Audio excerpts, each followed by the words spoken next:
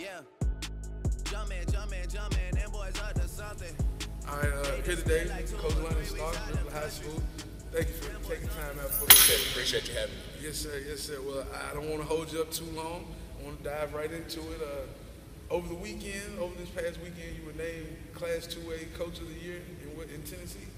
In the state of Tennessee, yes. All right. So, 6 of us were honored for 3 for girls basketball, 3 for boys basketball, single A, double A, triple A, and I won for 2A because of the season that we had this past year, 2014, 2015, here at Ripley High School. It was a big year, man. So tell me, how was it for you personally and professionally to be honored with such an achievement? Well, I won District Coach of the Year before, Regional Coach of the Year, and I even won twice Best of the West for West Tennessee Coach of the Year. But to be honored by the whole state of Tennessee is just it's the biggest honor that in our sport in this state that we could ever hope for. And it was like a dream come true because, you always want your peers to know what you're doing. But on top of that, it puts Ripley on the map, not as a regional program, not as a district program, but as a state program. So now people have to sit up and take notice. Ripley High School is mentioned all over the state now because of this award and certainly because of what we did last year. Yes, sir. Yes, sir. See, being a Ripley High School alumnus is music to my ears. You say that. It makes me very proud to say that. And I appreciate the work you've done here. Thank you. You've done a lot for the program. I think it's gotten better every year, it seems like to me. And I was there last year a lot for a lot of the games. And that's going to take me into my next question. Yes. Let's go down on memory lane a little bit for those who don't know how it was. Just go back to how it was last year, having to overcome certain things and going on such a roll at the end of the year and just going straight to the state tournament, something that hadn't been seen in Ripley in, 30 years or so, maybe? Well, we started with an attitude that we could beat anybody. So the previous summer, we played 30 games in the summertime, and we won 27 of those games. And we played everybody from Ridgeway to Memphis East to Graves County, Kentucky to Marion, Arkansas. We just went everywhere we could and just played the best teams we could because I just knew it would make us stronger. Yeah. And so somewhere around December, when we played in 2 tournaments in the same week, Christmas tournaments, and we had 6 games, 2 each day at 2 different places, and we went 5-1. And I told the kids afterwards, this was amazing.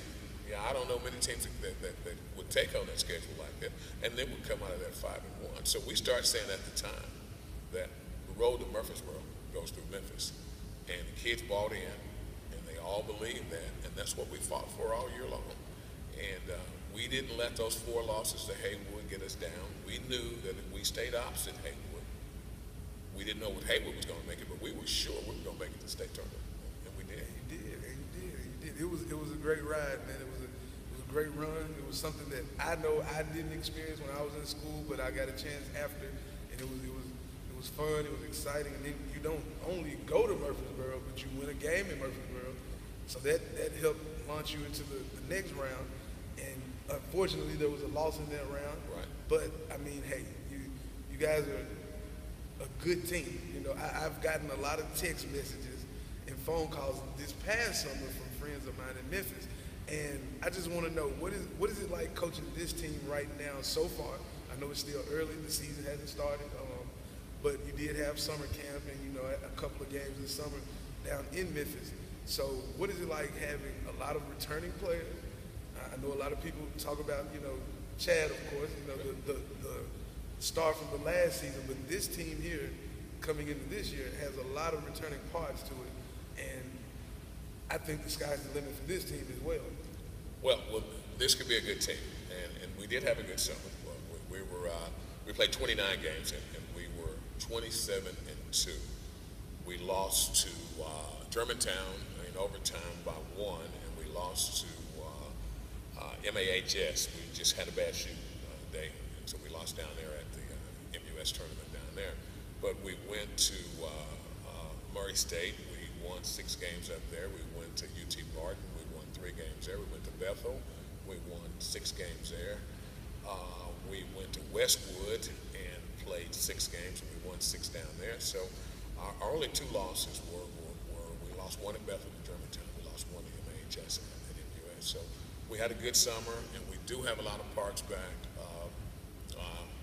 And the sky is the limit for this team, and we've talked about that. We've talked about regrouping, playing a different way, and not just relying on Chad to bail us out time and time again. You know, this team has worked on their ball handling, they've worked on the shooting, and they've worked on the rebounding, and we're going to go a different way with Isaiah Crawley this year.